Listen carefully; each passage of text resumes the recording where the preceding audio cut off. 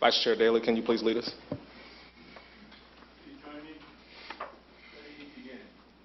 With allegiance to the flag of the United States of America and to the republic for which it stands, one nation, under God, indivisible, with liberty and justice for all. Please be seated. Moving on, we'll go with the roll call. For roll call, I will call Chair Jones. Vice Chair Daley. Present. Commissioner Durr. Here. Commissioner Lopez. Here. Commissioner Quill. Here. Commissioner Wolbert. Here. Commissioner Liang is excused. We have quorum. Thank you. Moving forward, we will begin with the administration of oath for any speakers that wish to speak on any of the agenda items listed. Anybody wishing to speak, please stand. Raise your right hand.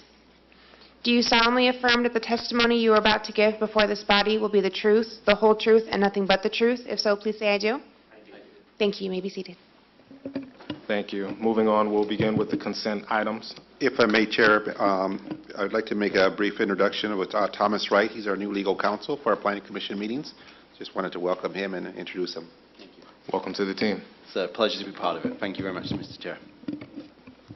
Thank you. Consent agenda. Consent items are considered routine in nature and may be enacted in one motion. All public and non-public hearing items will be opened at one time. Any item may be discussed separately upon request of a member of the Planning Commission or a member of the public. Does the staff have any updates to the current consent calendar? Yes, if I may, I'd like to introduce the other three items that we have on the agenda, please.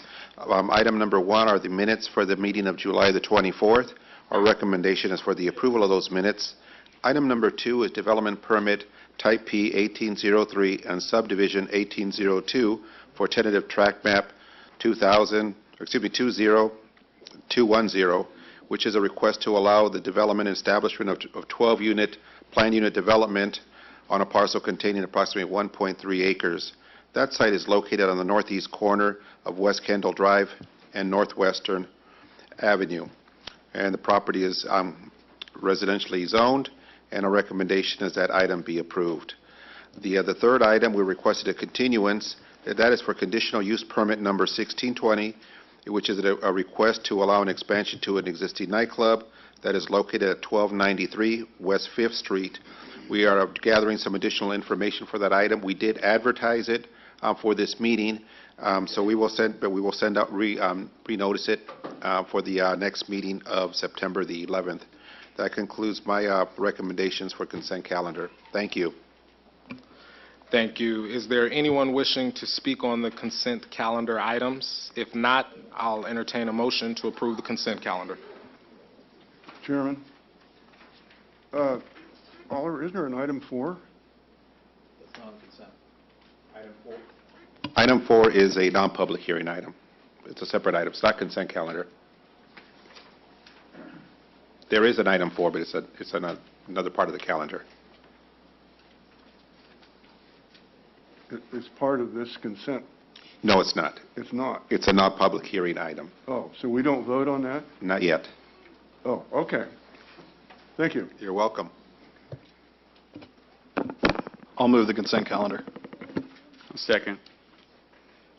We have a motion. We have a second. All in favor? Aye. All opposed? The consent calendar passes unanimously. Moving on to non-public hearing items. Item number 4, staff report, please.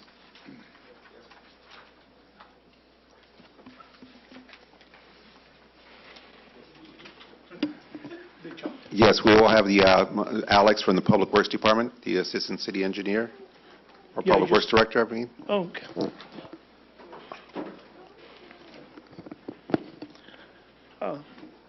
Can we have the... Okay, sorry. Good evening, Chair and Commissioner. The item before you tonight is the 5-year capital improvement program for the city of San Bernardino. Just to let you know that the capital improvement program, or the CIP, is a planning tool for the expenditure of resources for public infrastructure. And the capital improvement program is a short-range, 5-year plan which identifies capital projects, provides a planning schedule, and identifies options for financing the program. For the 5-year capital improvement program, we have a project that will be with the streets, storm drains, traffic control, buildings, parks, police, and landfill. So for the 5 years capital improvement program, this is the money that we are budgeted for it for the 5 years. We have about $56 million into streets. We have about $7,500,000 into storm drains, about $11,350,000 in traffic control, and about $19 million, a little bit shy of $19 million on the buildings, about $7.5 million for parks, $5.5 million for police, and $150,000 for the landfill, for a total for 5 years of $107,436,924. For the 18-19, this current year, we have about $18,400,000 into the streets. We have about $5 million into the storm drains, about $3.25 million for traffic control, about $10 million, a little bit shy than $10 million for buildings, $4 million for parks, about $5.5 million for police, and $150,000 for the storm drain. This is, just a bar chart show you that is what is the 5 years, which is the red, and then the 18-19, which is the current fiscal year, and the projects that we're doing for this year. The funding for these projects, usually, it's between, the majority of the project come from Measure I. We are about $9.5 million from Measure I funds. We use about 8% from gas tax, about 12% of CDBG funds or community development block grant funds, and SB1 funds, which is about $3.6 million that the city gets every year from the increase in gas and vehicle registration tax.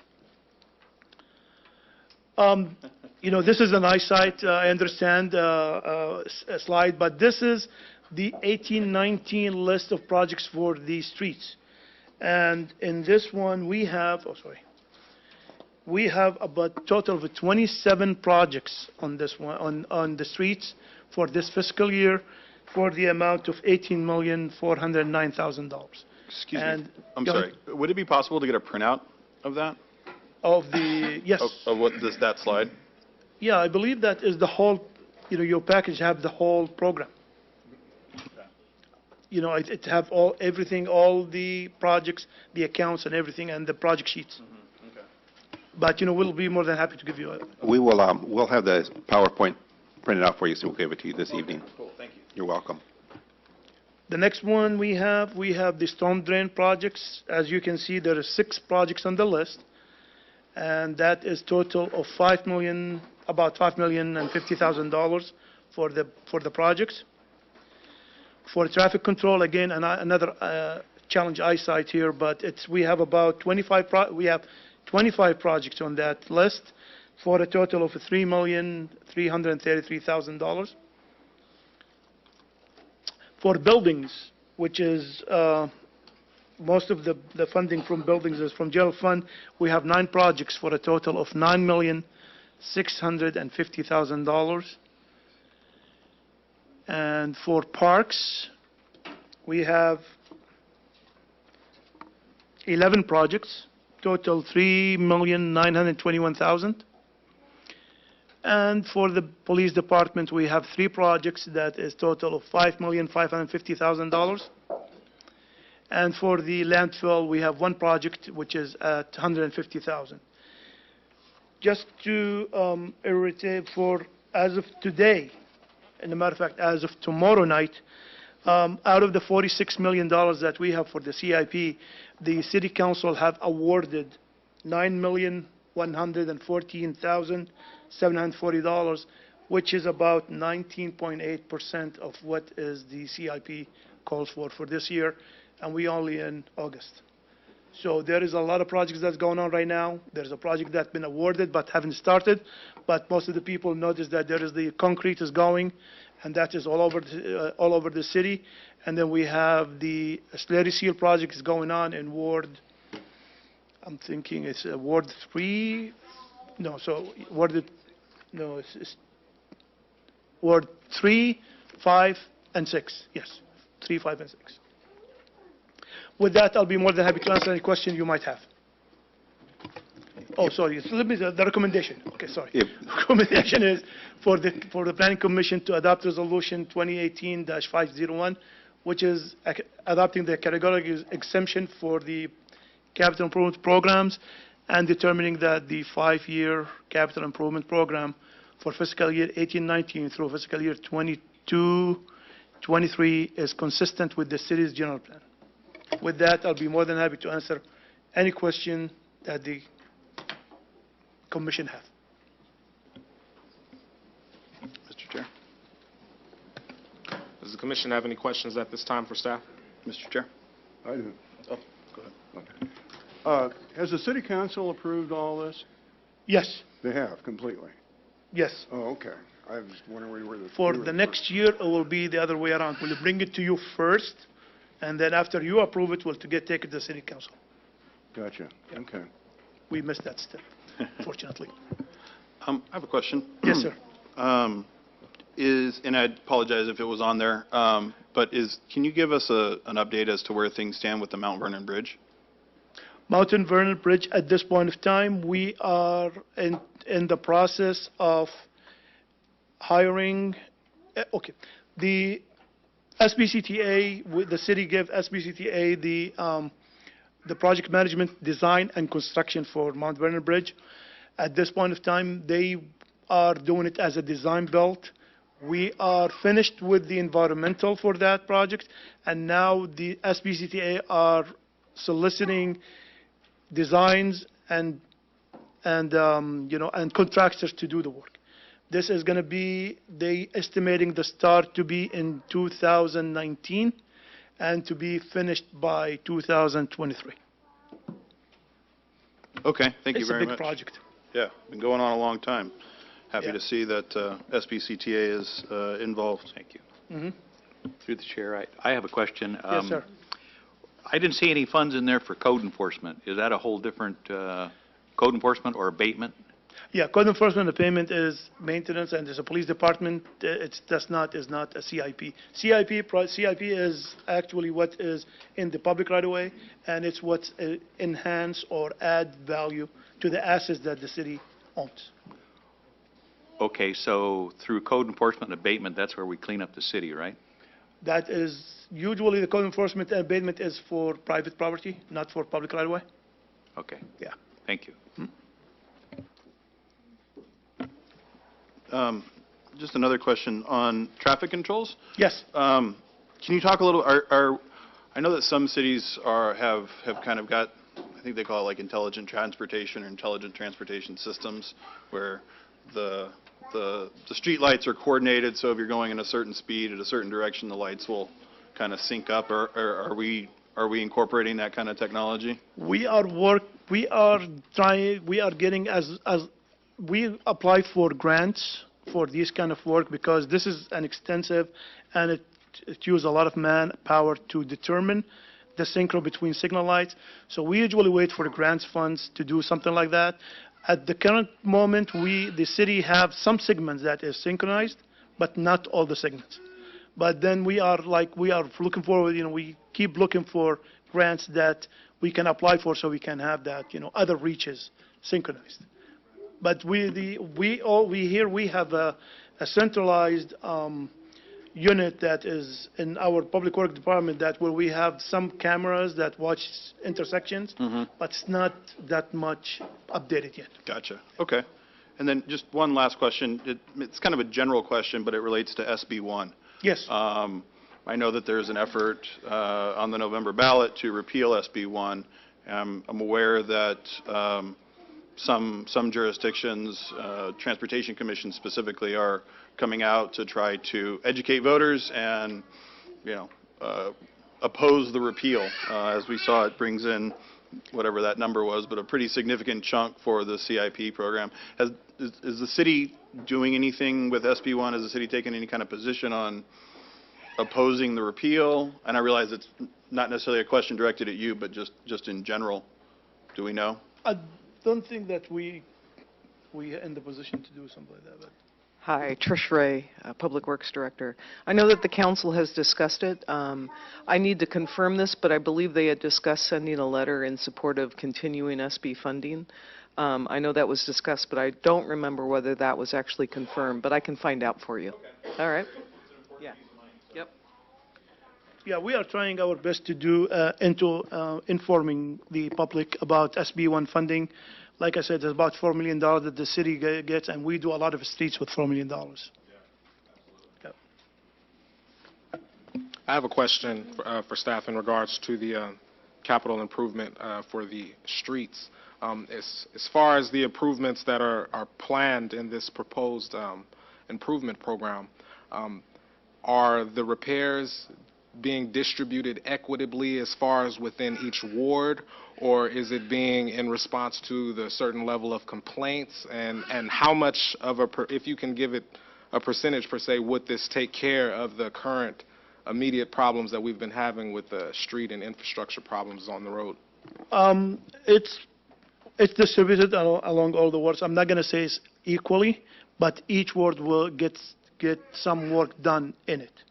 For example, we are doing right now, for example, the slurry seal. So the slurry seal right now is affecting Ward 3, 5, and 6. But in the next year, the slurry seal will be affecting more wards. It could be affecting all the others, maybe another area in 3, 5, 6, because we got more funding for it. For example, the concrete repair. Right now, we have a concrete repair where they go and fixing sidewalks and curb and gutter and, upgrading our handicap ramps, and that's all over. That's each ward gets something. Yeah. But, in the streets and the traffic control, usually we try as much as we can to have it equal between all the wards. But I would also add that we do use condition assessments to kind of be the #1 priority driver for where we do repairs. We do like to make the city feel like they're all getting part of it, but we want to make sure, #1, that we get to the most critical assets. What I will say is this year, Public Works is taking a much more holistic approach to street condition care. Before, we really focused on just getting to the critical things that are just completely falling apart. The dilemma is one road can take up all your money, and then you leave the rest of the roads to deteriorate faster. So we have created programs that not only repair the really bad ones, a few at a time, but also do slurry seal and mill and overlay that keep the roads from deteriorating so far that it costs the city much more money in the long run. So we're trying to spread the money across those programs. Thank you. Does the commission have any further questions for staff? At this time, I'll entertain a motion.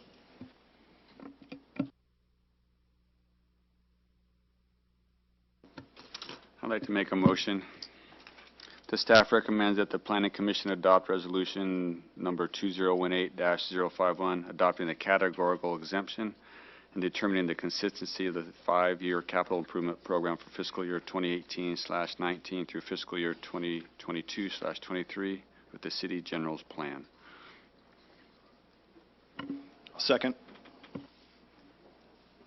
We have a motion and a second. All in favor? Aye. Aye. All opposed? The motion carries unanimously.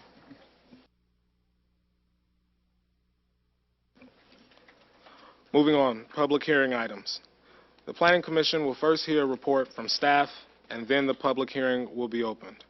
The applicant will have an opportunity to speak. Next, members of the public will be allowed to speak. Anyone in the audience wishing to speak must be sworn in and fill out a request to speak form. The forms are located on the table near the door.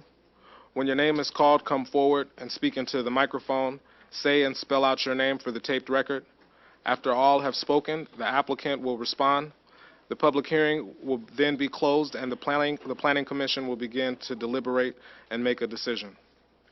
All actions except general plan amendments and municipal development codes are final action unless an appeal is filed and a fee is paid within 15 days to the Community Development Department.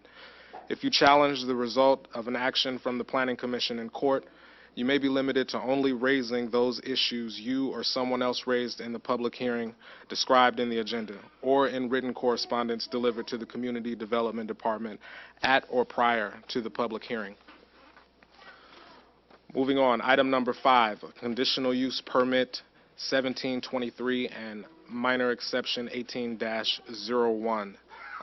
Item number 5, can we have the staff report, please? Yes, of course. So item number 5 is conditional use permit 17-23 and minor exception 18-01. It's a request to allow the development, establishment, and operation of a 4-story hotel containing 98 rooms and the conversion of an existing hotel containing 154 rooms into 106 rooms with a manager suite, and minor exception 18-01, allowing for an 8% reduction in the number of the required parking spaces from 227 spaces to 209, along with the required construction of all the on-site and off-site improvements on a property comprised of 2 parcels containing approximately 3.34 acres. The project site is located at 205 and 215 East Hospitality Lane within the Commercial Regional Zone.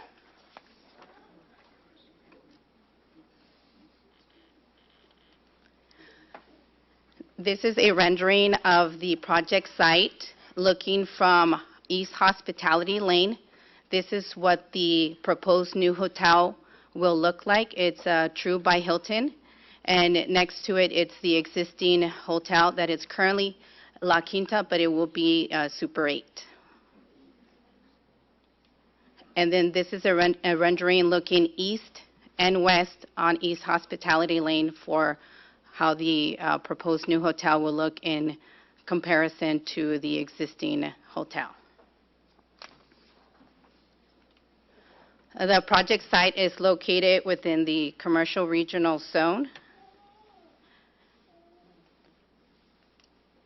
Here's an aerial map of the project site.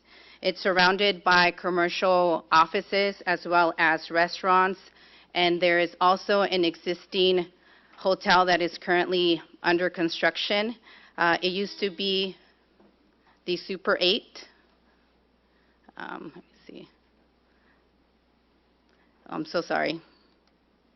It used to be the Super 8, and that was located to the east. It was fire damaged. It got demolished, and then currently right now it's under construction. You have the IHOP as well located there to the east. In front to the north, you have the King Buffet. You have a Star Crab. You have the Concord College. As well to the west, you have El Torito, Red Lobster, and the shopping center there, accessed through Diners Court. And then to the south, you have the I-10 freeway. The proposed for the new hotel is a True by Hilton. It's a mid-scale brand for a broad range of travelers, while the Super 8 is an economy class brand for the everyday traveler looking for a hotel on the budget.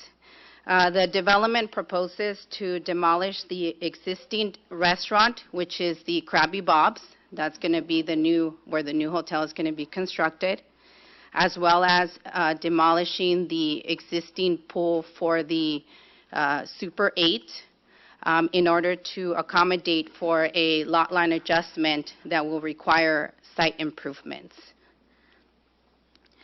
In order to replace that existing pool for the existing Super 8, they are proposing to add a new fitness room within the hotel. The services for both hotels will operate 7 days a week, 24 hours per day.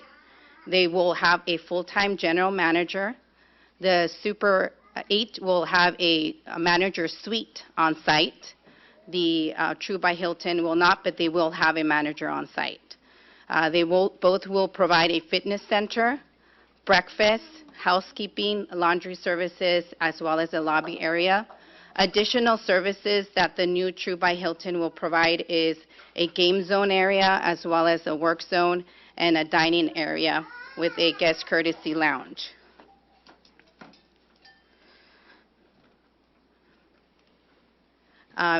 For the minor exception, our development code requires that parking be provided at 1.1 space for each bedroom and 2 spaces for the manager's unit for a total of 227 parking spaces. The proposed parking reduction is to provide 208 parking spaces, which is an 8% reduction, which equates to 18 spaces. The applicant is requesting for the reduction because there's already an existing transportation infrastructure that provides alternative means of access to the property, to include like shuttle buses, taxi services, car sharing. As well, there is currently an SBX rapid bus line that's available for guests that is located on Hunts Lane and Hospitality.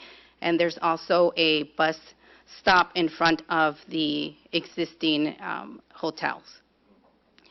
One thing to add is that the reduction in the parking spaces will not affect the ADA parking spaces that are being requested and provided. So the same amount of parking for ADA is going to be provided as is being requested.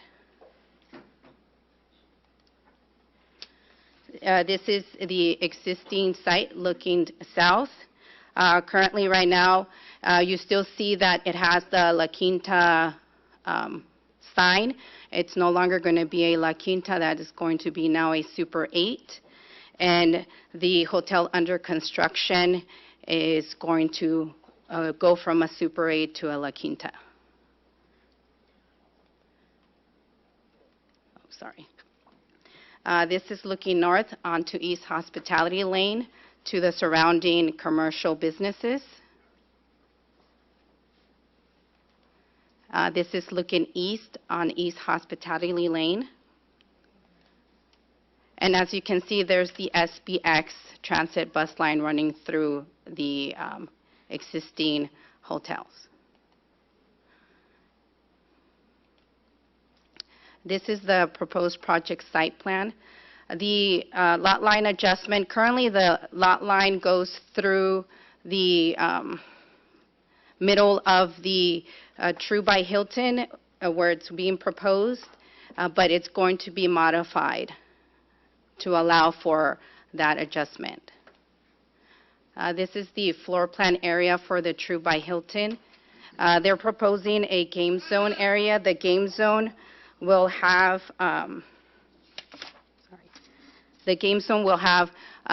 board games, television.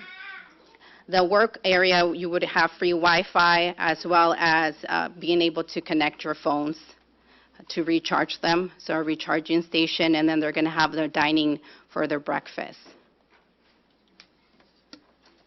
The guest rooms, they're going to be comprised of 240 square feet for a accessible king, and then 380 square feet, as well as 290 square feet to 410 square feet. So there's going to be a large variation in terms of the square footage and the number of beds you're able to occupy. The next is for the Super 8. So the existing hotel was approved by the Planning Commission on February 28, 1982, under Conditional Use Permit 82-2, and that was to accommodate 154 guest rooms.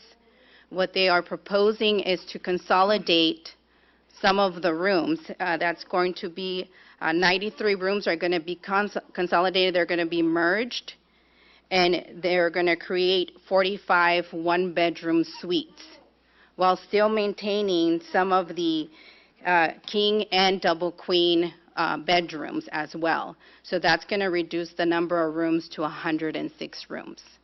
The proposal is they are going to be required to submit building permits to be able to do the tenant improvements and the modifications necessary to create the one-bedroom suite so that they only have access through one part and not both parts of the hotel as they currently are. These are the elevations for the True by Hilton. Sorry. So the architecture is a contemporary style architecture with various vertical setbacks as well as protruding geometrics that are highlighted by the colored panels.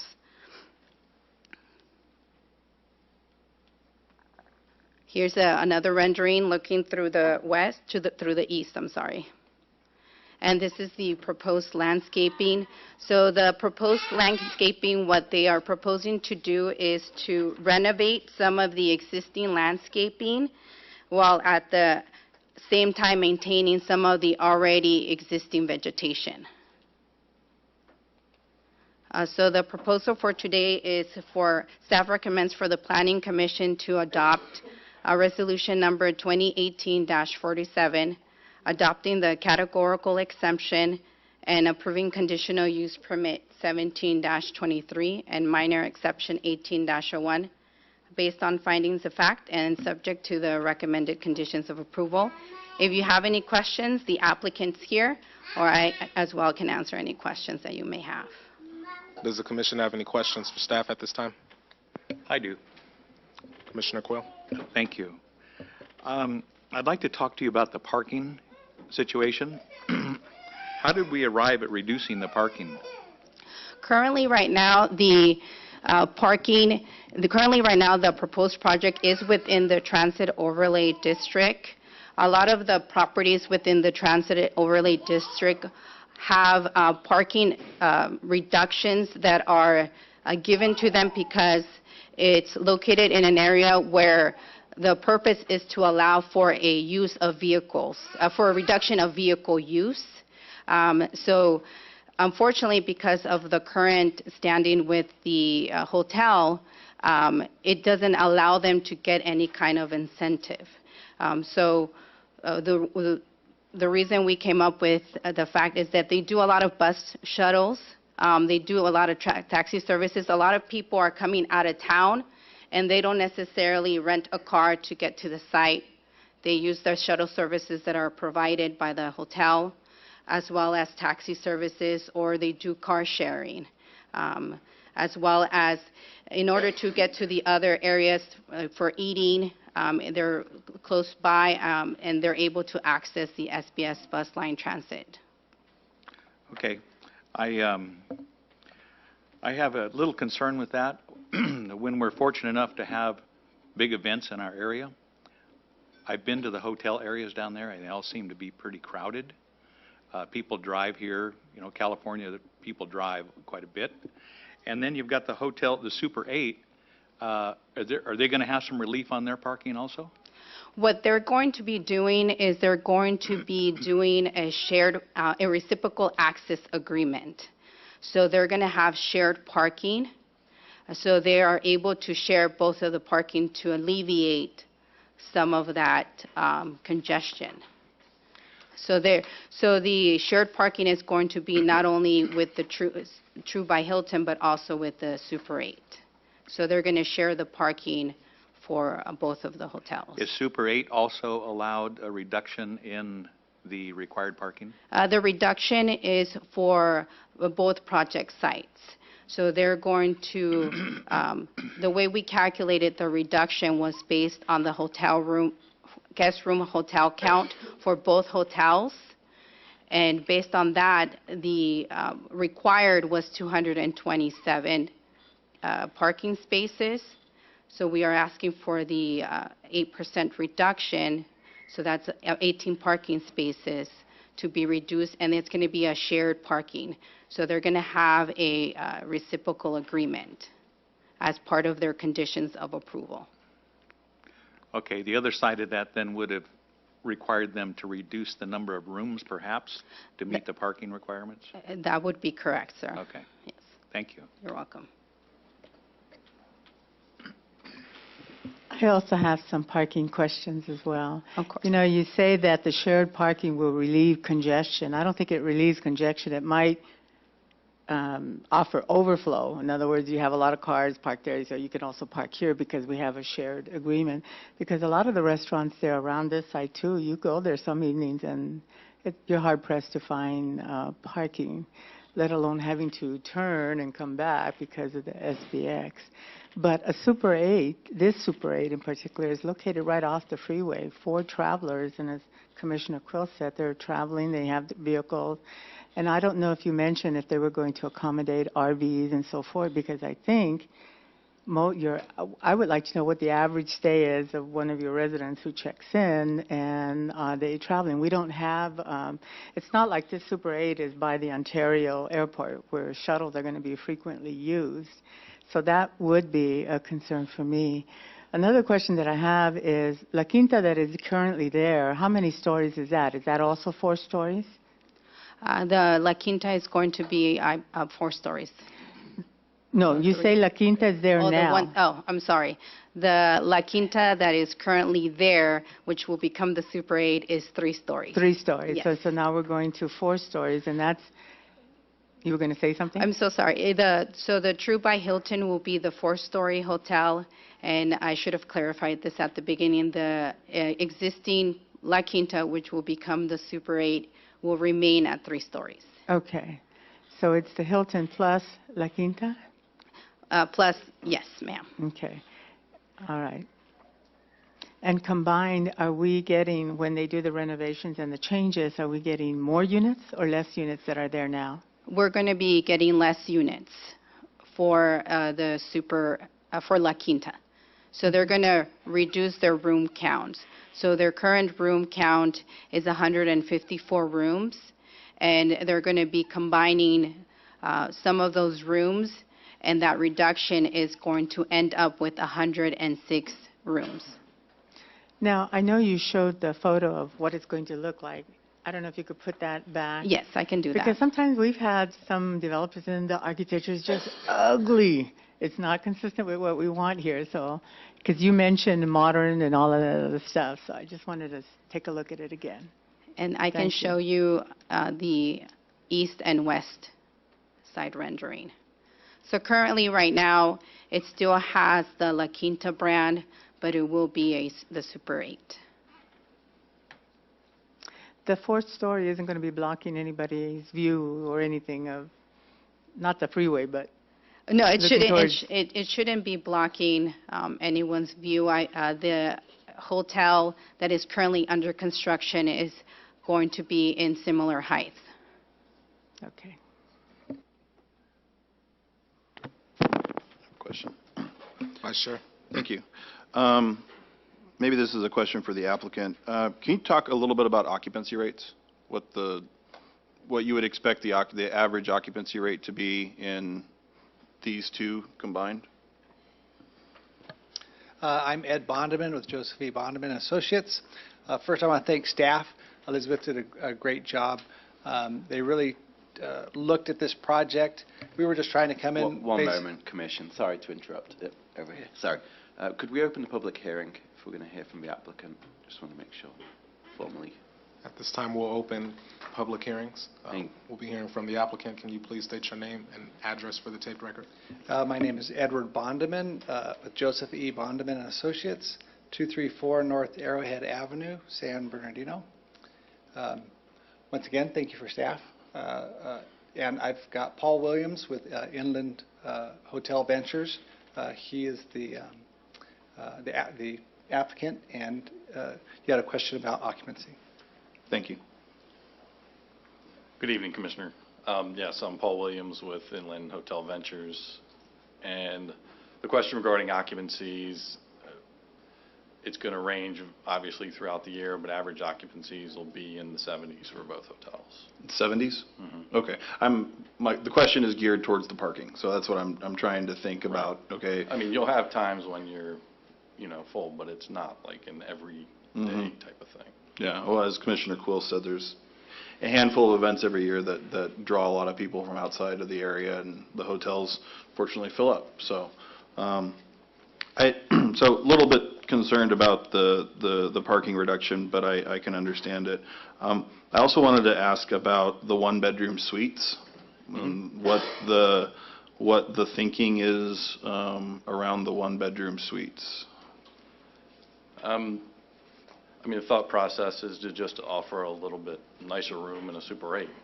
We have the ability to do it with the square footage of the building that we have, and we feel it'll be a good, unique product for us. Okay. I guess the only concern that I had is if this would be something that could be potentially turned into some sort of long-term rental type of situation for transients or... That's not the intent. Okay. Okay. I have a question either for the applicant or staff, whichever is able to answer. As far as with the proposed reduction in rooms in the La Quinta, is that going to properly offset the 8% reduction that is being requested, or is this reduction an additional measure? The reduction is an additional measure. So currently, right now, with the combined guest rooms for both the True by Hilton and La Quinta / Super 8, it's going to require 227 parking spaces. With the minor exception, with that 8% reduction, it will reduce the parking to what is being proposed, which is the 209 parking spaces. So that accounts for a reduction of 18 parking spaces. Thank you. Taking into consideration some of what the other commissioners had said, I wanted to know if the commission would feel whether or not it would be appropriate to have the applicant establish a parking program to ensure that the guests that stay there will have adequate parking. If that would be something that would be a remedy to this reduction, can I get some feedback on that? You mean like a reserved parking kind of situation? Well, yes, either reserved parking or some sort of assigned system so that the hotel is aware of how many people are parking within their parking lot. So if it's full or if that does occur, they can come up with some sort of workaround for their guests. I'd be supportive of that if the applicant can agree to that. I guess from my perspective, to give you an idea for the Nation and Hilton brands, for instance, they require one parking space per one room. That's just their brand standard. We're currently providing 209 spaces for 204 rooms. So I understand your code brings it above and beyond that level. But from that perspective, we don't feel like we are going to have a parking problem, just with our experience in our hotels across the country, for that reason. I think that, in most cases, I mean, if we're concerned about parking, we get license tag numbers and things of that nature so that we can control it if people are parking there that are not our hotel guests. That's a normal standard procedure. I'm just trying to understand what more you're looking for. The concern here, I believe, is we're asking for an exception in the parking because of the 8% reduction in the amount of spaces, which is one of the principal discrepancies or concerns that needed to be addressed within this conditional use permit. Is that a correct assessment? That's correct, sir. Okay. If I may, Commissioners, as we evaluate the parking standard for the motels and hotels, when it talks about a 1.1 per unit, it also takes into consideration that there may be some common areas or open to the public type uses. So it takes into that would be, let's say, if there was a restaurant inside, or if there was a conference center, or something that was going to draw people that are outside of staying at the hotel. So typically, if you're looking at the 1-to-1, where if you're, we're talking about the, parking standard or agreement of some sort, as you're saying, each unit should at least have one space, whether you travel there by car or by other means of transportation. So I think that as we looked at this minor exception, the code does allow for, if it's under 10%, we could do a minor exception. If it's above that, then we have to go through the full, the variance, and there has to be special circumstances and those kinds of things. So the support of the minor exception was that there are other transit services that are available, driving patterns. I haven't used Uber, but a lot of people do. And again, recognizing that, there are some of these special events, so, that occur on the weekend, whether it's that orange show or something like that. But I think that if we can ensure that there is at least a one-to-one, that should be sufficient. The 1.1 for the overflow, I don't think that there's going to be outside people coming to either of these hotels because there aren't those types of features. So that's kind of in a nutshell, kind of our overall thinking as we were looking at this. Does the commission have any other questions for staff or the applicant?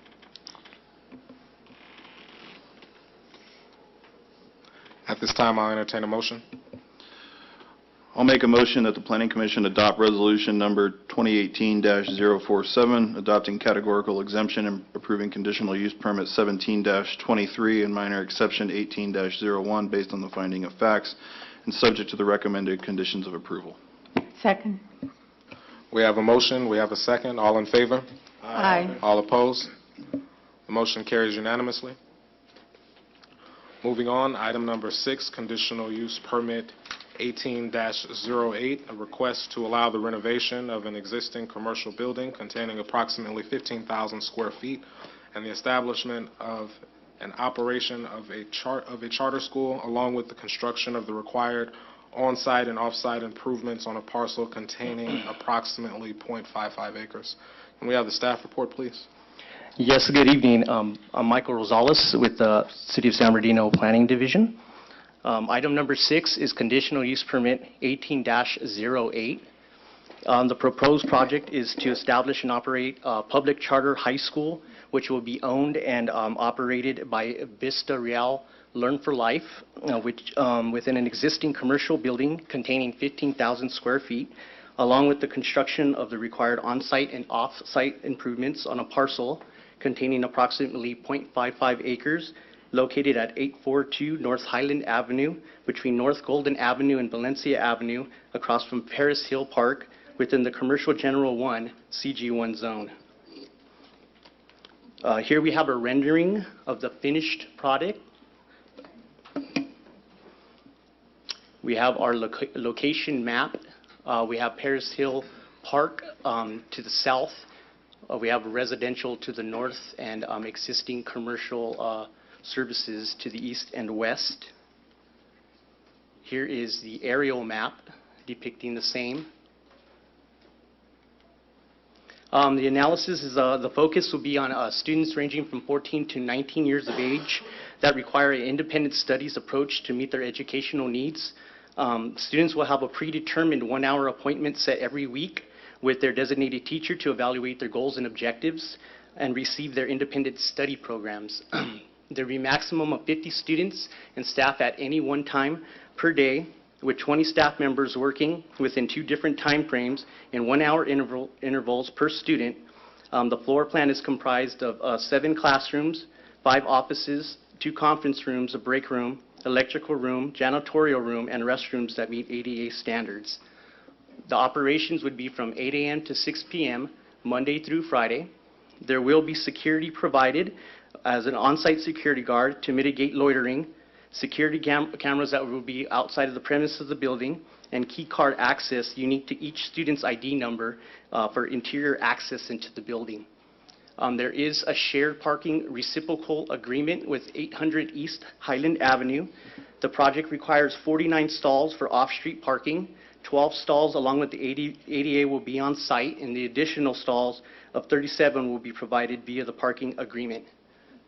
It complies with the city's general plan and development code and it will transform an underutilized since 2008 property into a productive land use development and relieve blight on a major arterial street.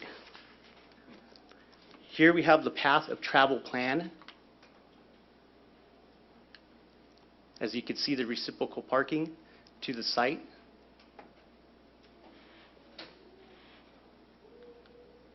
Here we have the existing site looking north.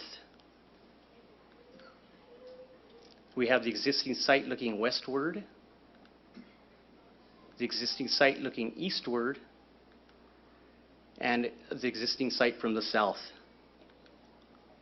Here we have the site plan.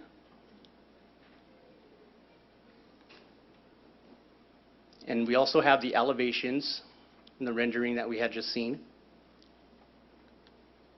And staff's recommendation is Planning Commission adopt resolution number 2018-048, adopting the categorical exemption and approving conditional use permit 18-08 based on the findings of fact and subject to the recommended conditions of approval.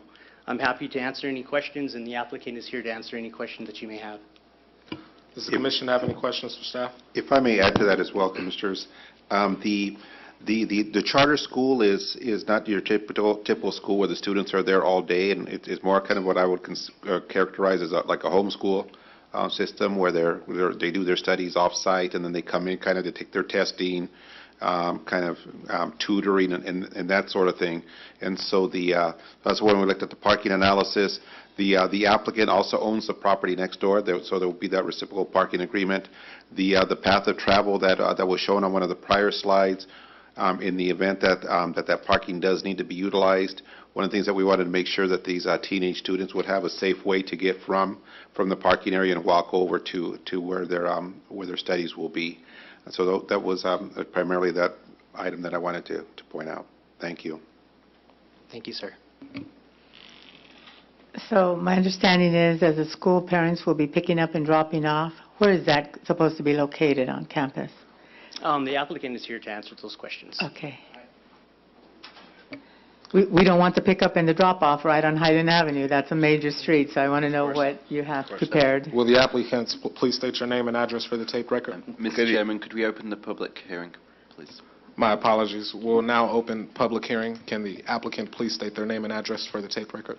Good evening. My name is Danny Kashani with TriStar Realty Group. Our property address is 842 East Highland Avenue, San Bernardino. First, I'd like to thank staff. I'd like to thank Mike. Blanky. Sorry, Mike. I've talked to him so much lately that I forgot his name. I'd like to thank Mike and Oliver and everyone for helping us out with this project. So we bought the property at 800 Highland in 2008. It was an old vacant Marie Callender's. We turned it into a imaging center, state-of-the-art imaging center for a prominent publicly traded company, RadNet Inc. We purchased this property in 2014, I want to say, or 15. It's a unique property in that it takes a particular type of use to fill because of the impacts with parking and whatnot. So I'd like to address the pickup and drop-off.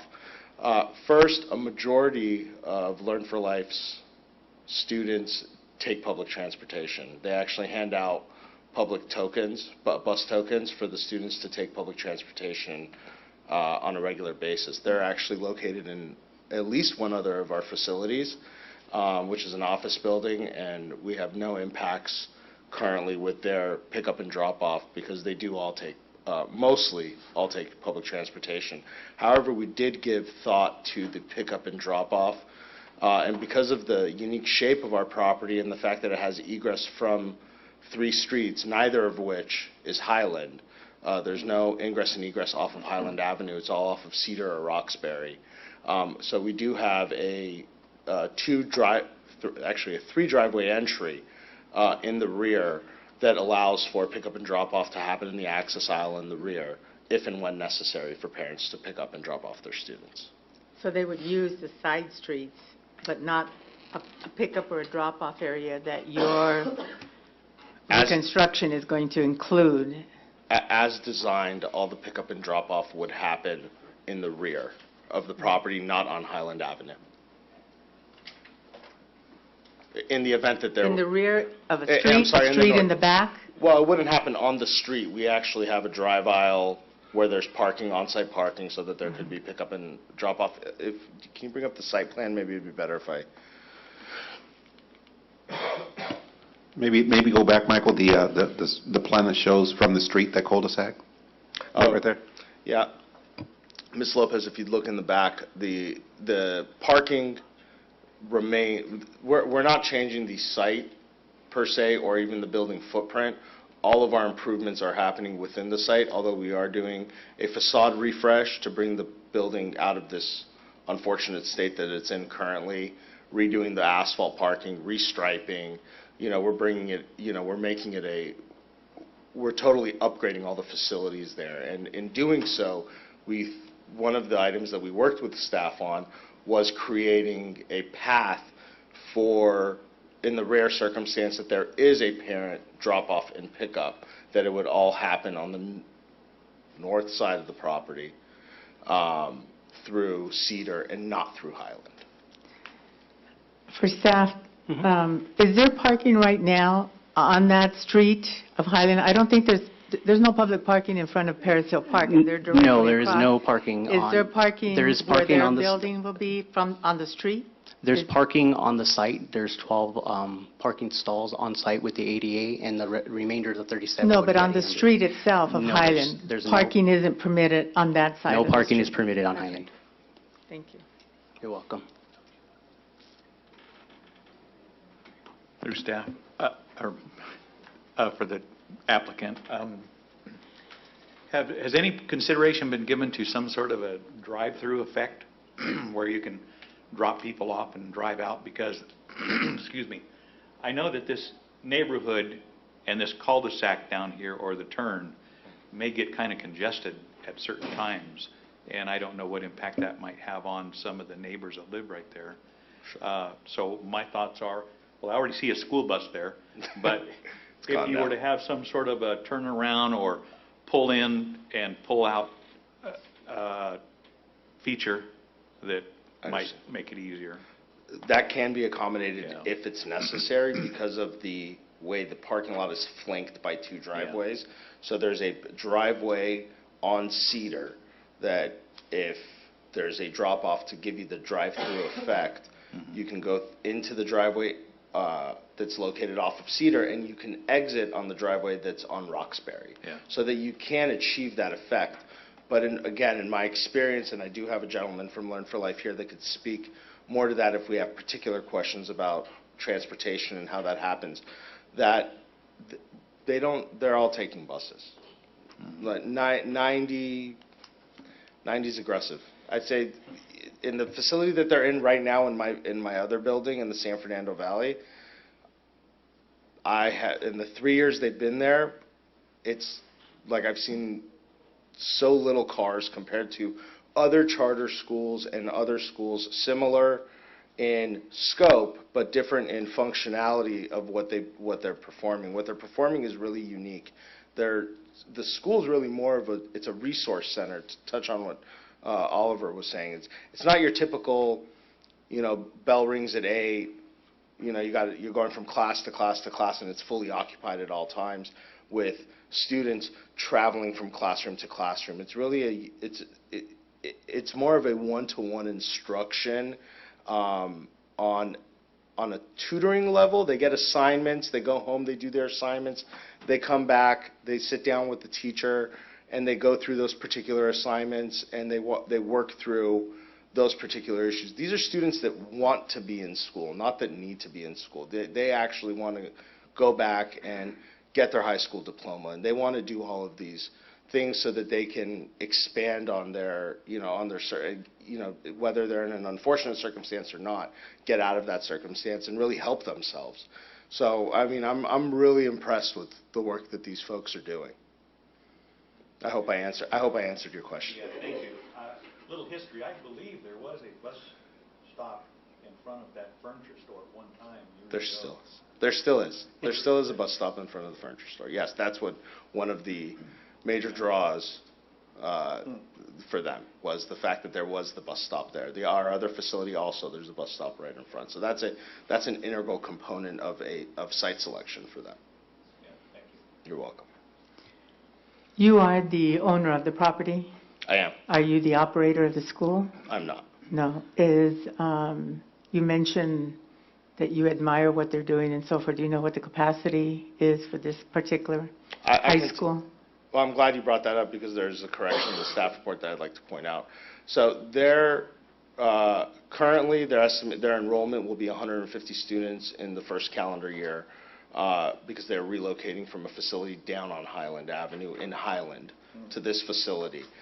This facility will be 15,000 square feet. The anticipated full enrollment would be, I'd say, between 500 and 600 once they're fully ramped up. Now, that 500, 600 number doesn't really change anything within the facility because of the way they structure their one-on-one instruction, right? So they're taking 15,000 square feet in anticipation of being able to grow to that 600 number, right? And that 600 is the dream, according to them. Hopefully they get there. They may not, but they're starting at 150, and that kind of leads me into the number 9 in the staff recommendation report, where it stated that it's maxed at 50 students per day. 50 students per the way that it's termed is 50 students per day, but that max is it's not really something that we're designing for. What we're designing for is to be code compliant under an E-occupancy, right? And we're designing and building the facility for that occupancy classification, and we're hoping that we can make that amendment that says that, we will be in compliance with the E-occupancy requirements, which is what governs schools and educational facilities for a building of this type. What would be located in this school? Computer room, library, how many classroom spaces, a gym? No gym. Lunch yard? That I could tell you, no lunch yard. So when you first walk in, there's a reception area that's with a security guard sitting at the reception desk, closed off to the balance of the school, so everyone has to check in through biometrics. They all have fingerprints assigned to them, et cetera. They'll check in. As they walk into the space, they'll walk into a big open area, which is, library-ish. And then that space consists of about 5,000 square feet. And then there'll be 7 classrooms in the facility, a break room, 2 staff restrooms, 2 student restrooms, and 2 conference rooms. And principal's office and staff offices comprise the balance of the space. Is there a particular career path that this charter school is focused on with these young people? With that, I'd love to call up Kyle and let him kind of dive into more of their philosophies, and he'd probably better at answering those questions. Good evening. Kyle Nolan, 177 Holston Avenue, Lancaster. To answer your question, we have things like EMT class, where we teach the students how to be an EMT. We have robotics, welding, things of that nature, in order to get them into a job pathway. Sort of science and medical? That is a portion of it, correct. Are you, sir, the principal of this charter school? I am in the facilities department. I am the facilities manager.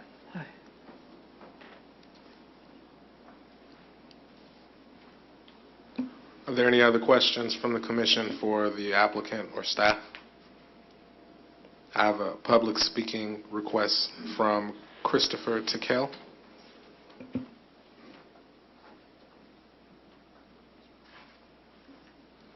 Can you please state your name and address for the tape record, sir?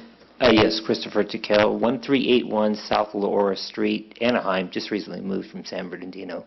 I would like to request that we table this request for this until such time that the charter high school provides to the school district how it is authorized to operate.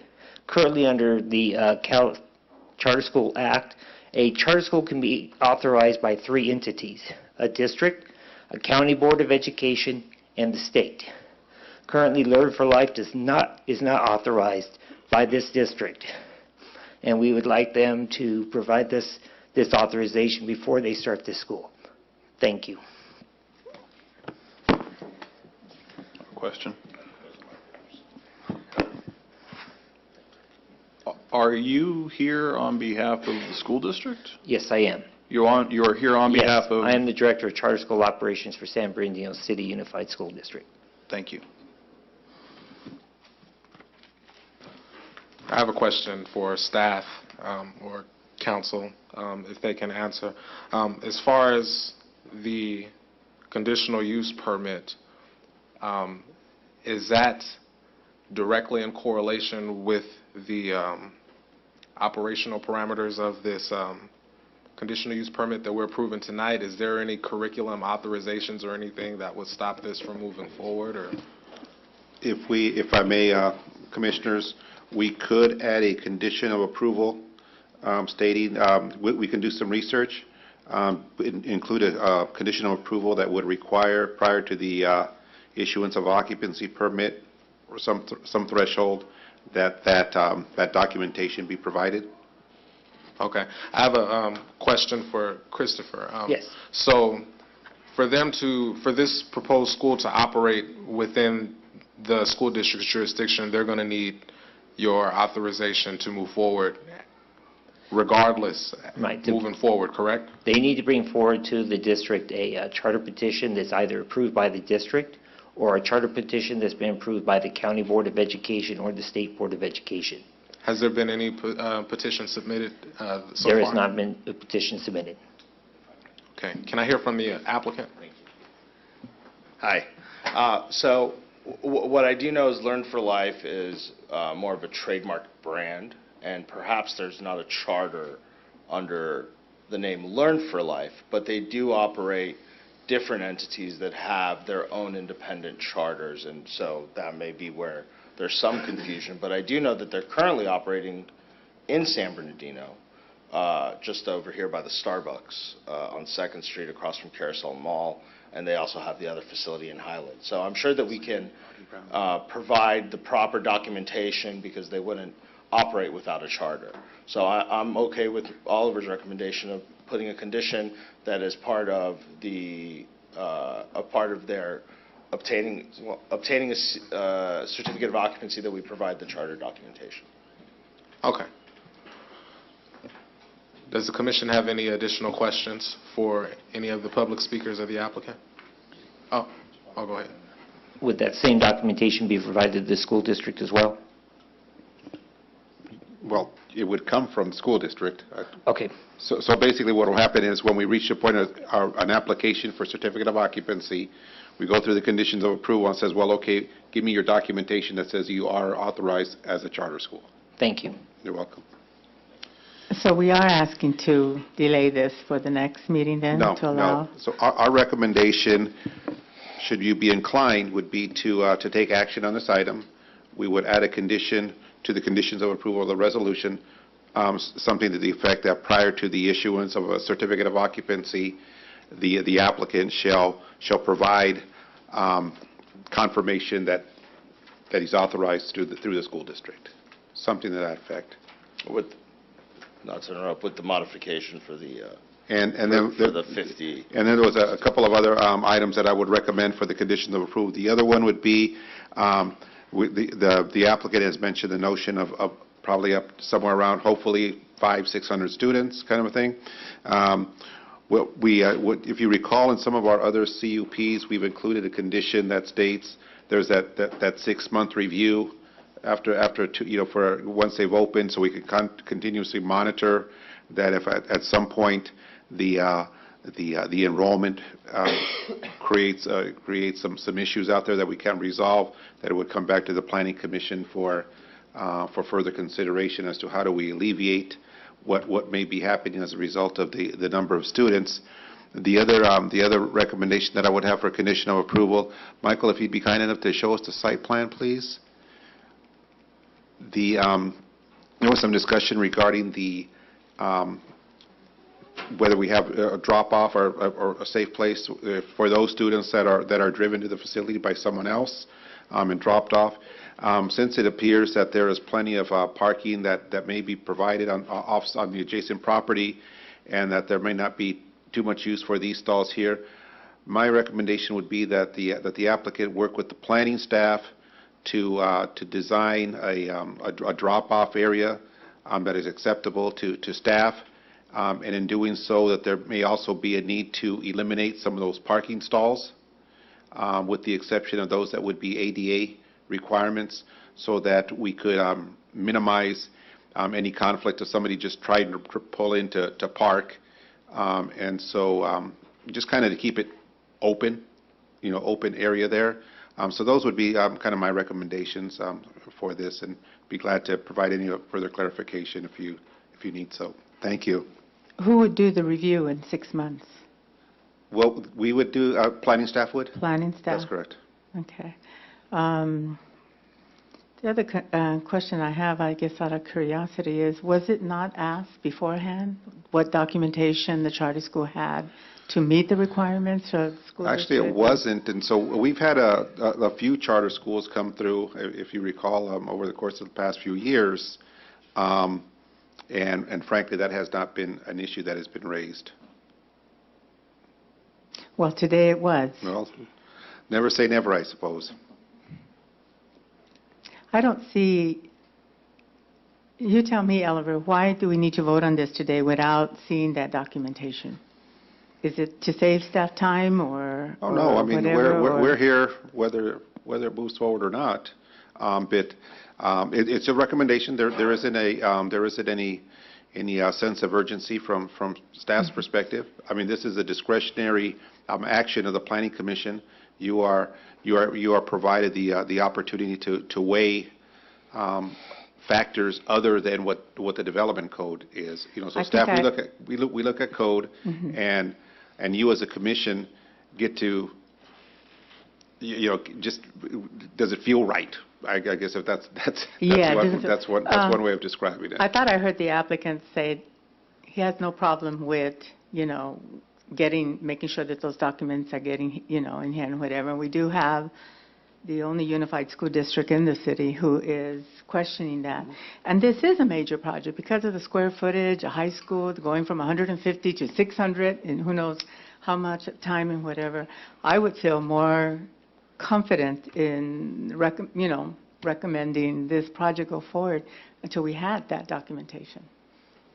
Let's avoid any problems. I also had a question as well. Under the listed conditions, it says that the hours of operation will be from 8 to 6 p.m. and capped at 50 maximum students and teachers per day. If you're anticipating on ramping up the proposed attendance to this project to 500 to 600 students, how do you plan to accommodate that and also stay within the proposed cap that's in the conditions of approval? Yeah, I'd like to address that. That was the comment that I had earlier about so we were going back and forth on what the anticipated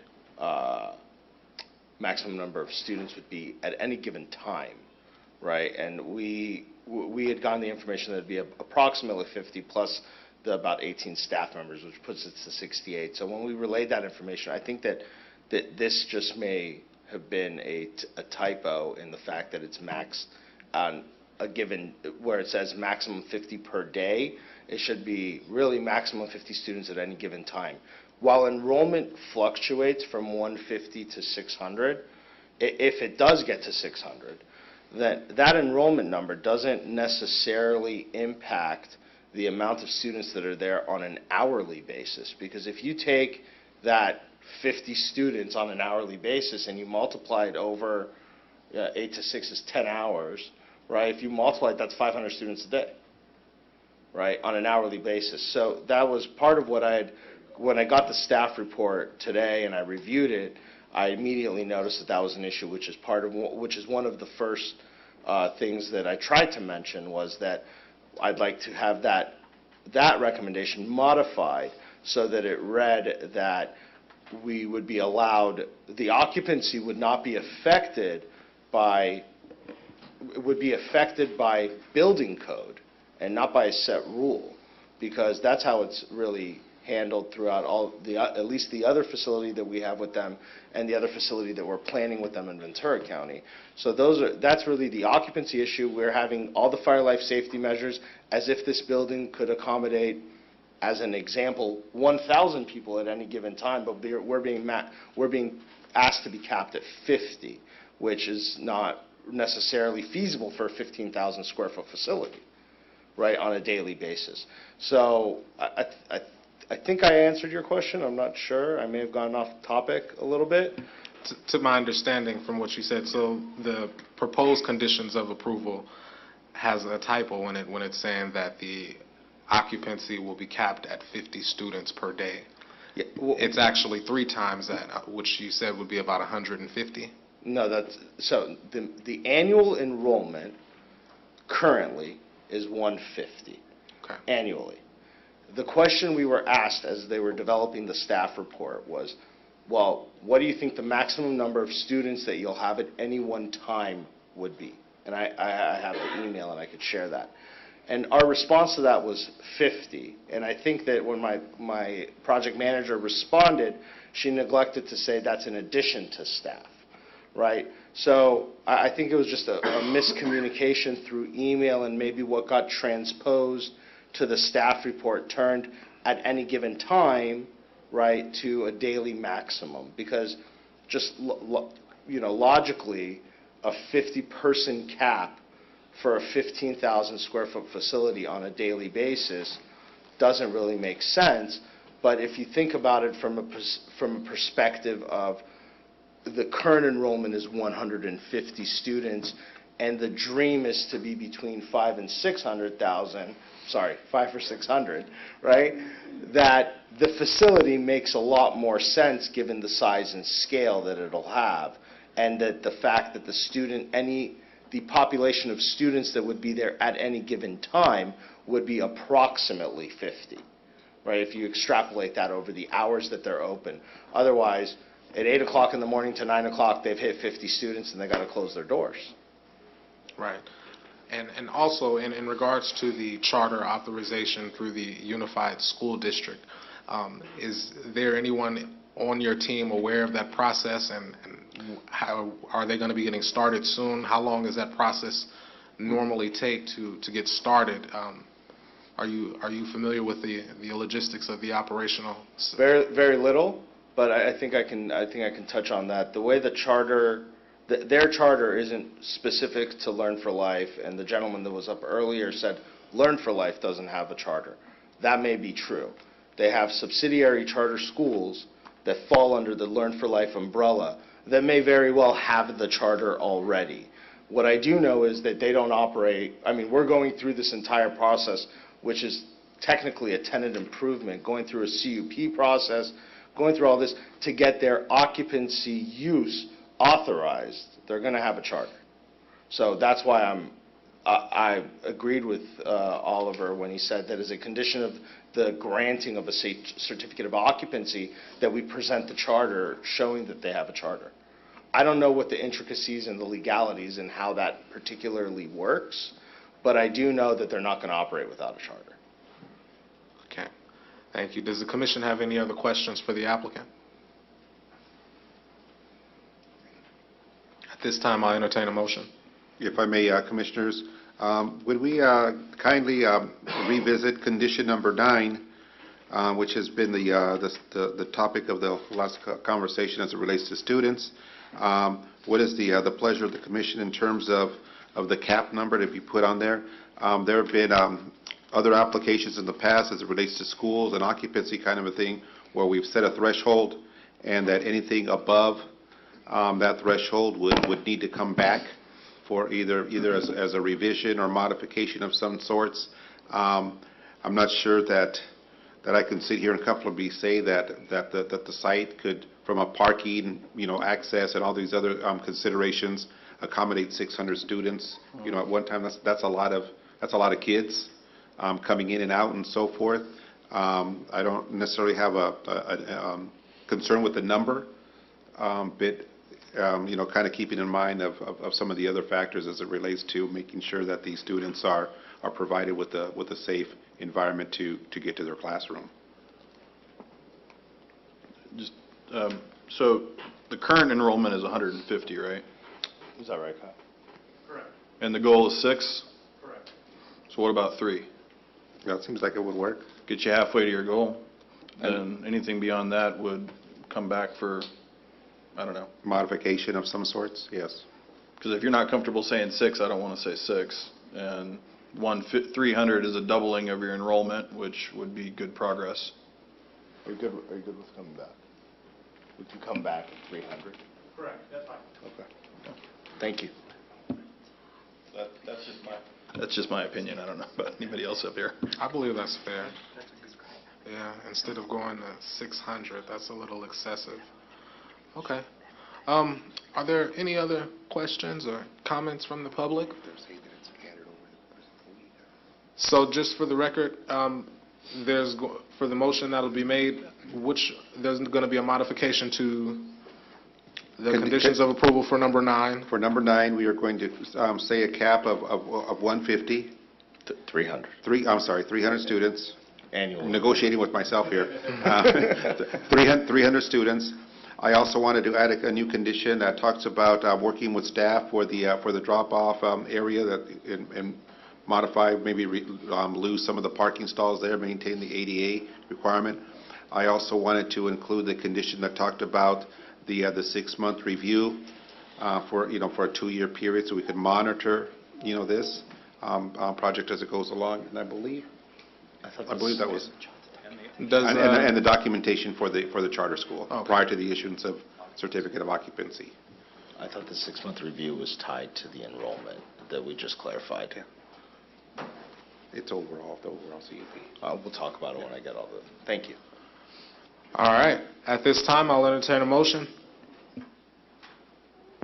I would like to make a motion, or the Planning Commission make a motion to adopt resolution number 2018-048, adopting the categorical exemption and approving conditional use permit 18-08, based on the finding of facts and subject to the recommended conditions of approval, to include the proper licensing to secure the occupancy permit, the drive-through drop-off consideration, and the 300 applicants ceiling until review.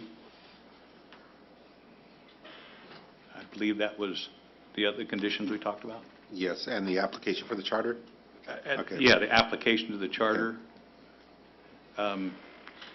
Yeah, for the occupancy permit. All that has to comply.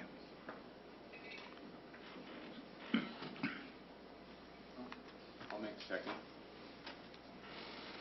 We have a motion, we have a second. All in favor? Aye. Aye. All opposed? Opposed. Opposed.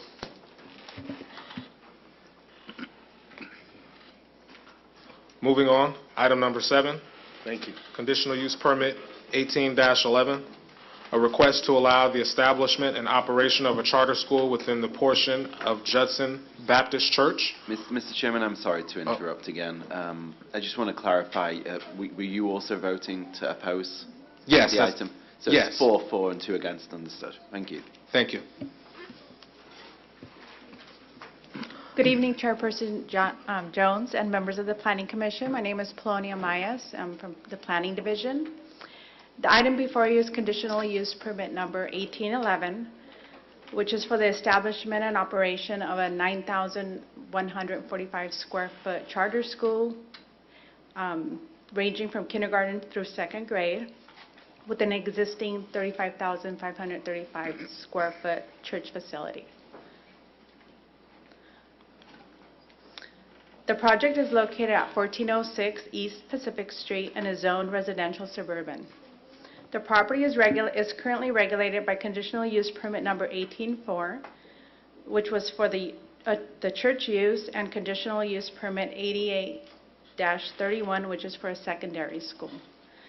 The conditional use permit before you would modify the previous school use to allow students to utilize an existing secured outdoor play area and designate a drop-off and pickup area within the existing parking lot. The existing conditional use permit for the church would be incorporated within this approval.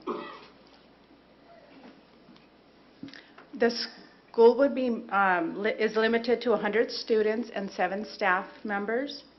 The church services are primarily held on Sunday. During the week, the church employs 7 full-time staff, and other church activities are held during the evening hours.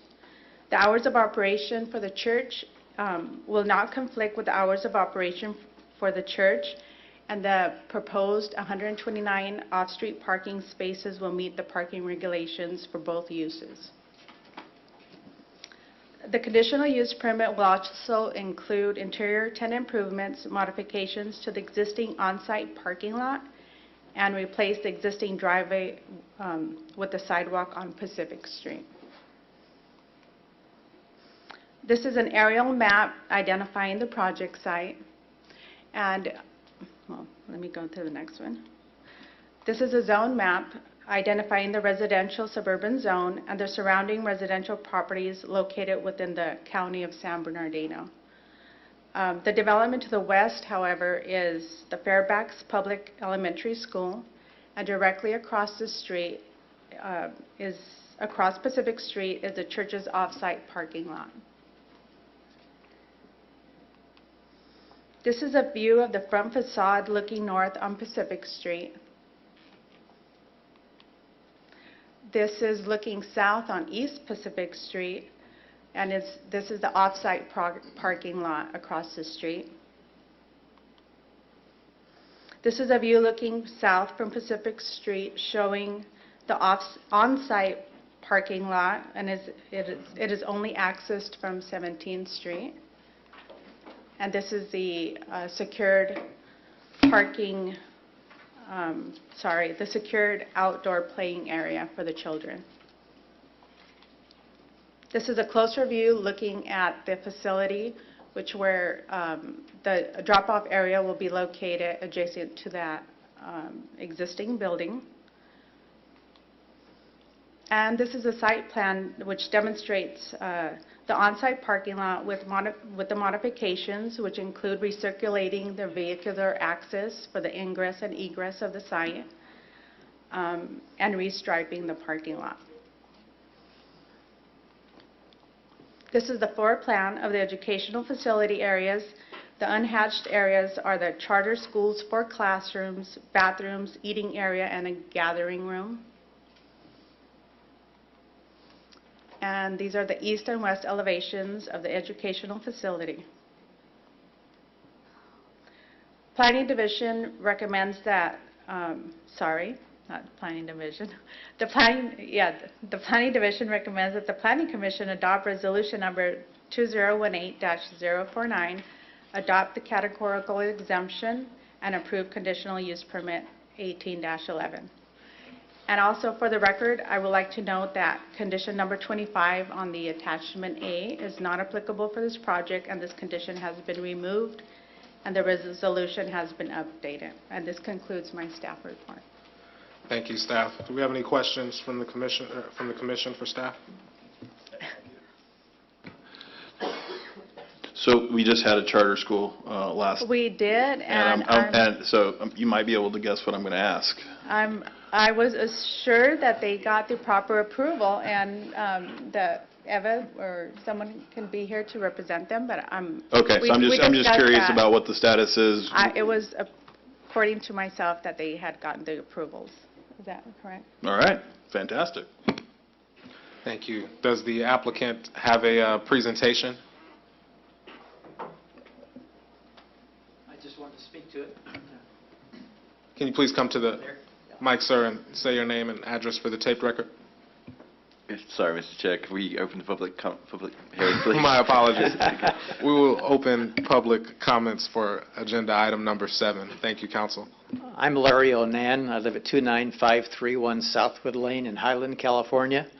And although it states someplace I'm the owner of the property, I don't really own the church. I chair the board of the church, and our board is with us tonight here. In 1948, the church was launched as an outreach of the churches here in San Bernardino. Within 5 years of that time, there were over 200 kids using the facility. There were more kids involved in this property than there were adults for the first decade. So that was junior high, high school, and elementary. And we've always had a high emphasis on youth and on children. We have outreaches going on regularly. On a given week, you'll have 200 kids involved in our programs at Judson Baptist Church.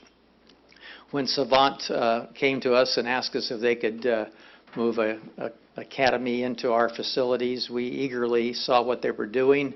We liked their approach to education, and so we're very welcome to have them join us on our property. And we think it would be a good partnership, not only helping the kids that are coming, but it'll be a service to the entire community because their outreach is around the kids of the community.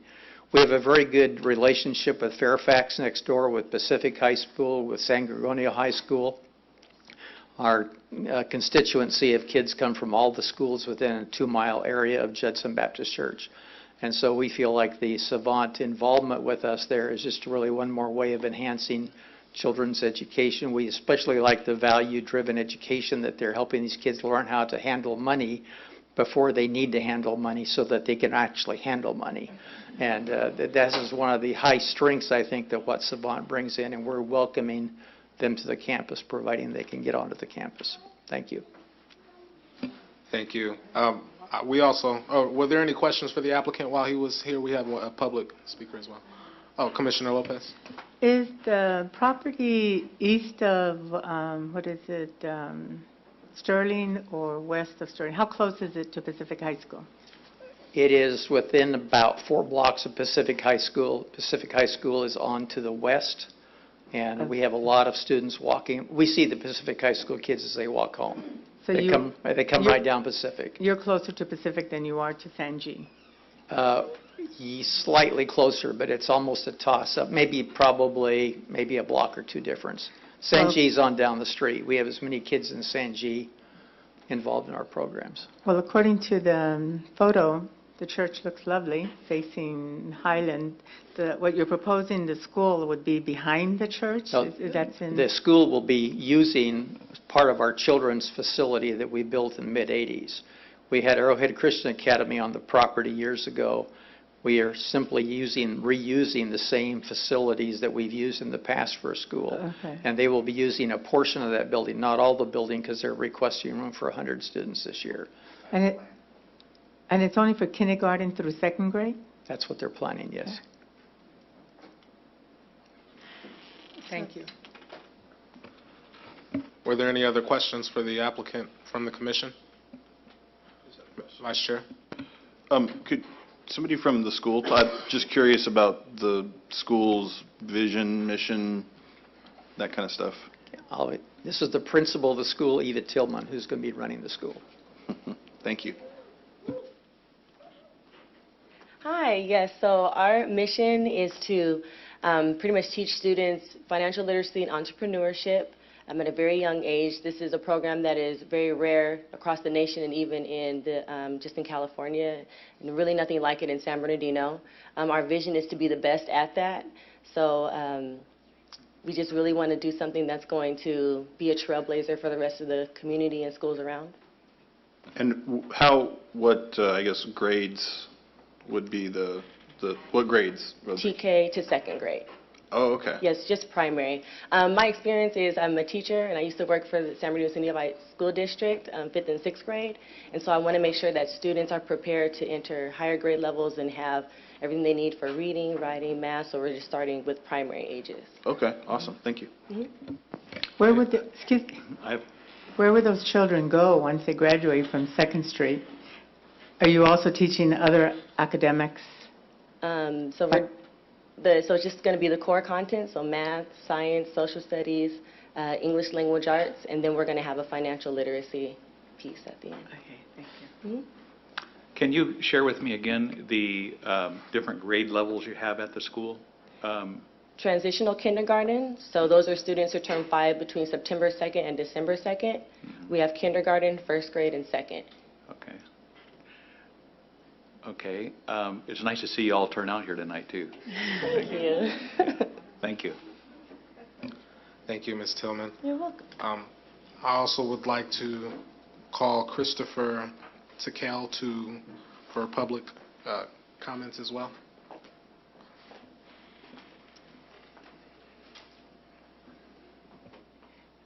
And to answer your question, yes, we support the approval of this conditional permit. The school was approved by unanimous vote, 6-0 by the Board of Trustees. We support their mission and goals. They will teach the common standards and the financial literacy, and we look to a great partnership with Savant in the future. So thank you, and we support this measure. Thank you. Thank you. Does the commission have any final questions for the applicant or staff?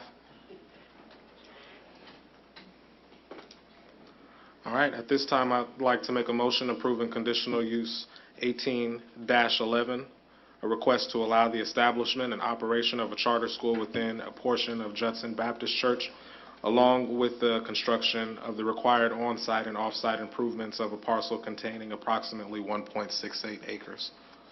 Do we have a second? Second. All in favor? Aye. All opposed?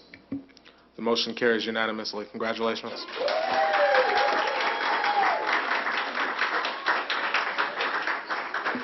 All right. Moving on. Thank you. Moving on, we have public comments for any items that are not on the agenda.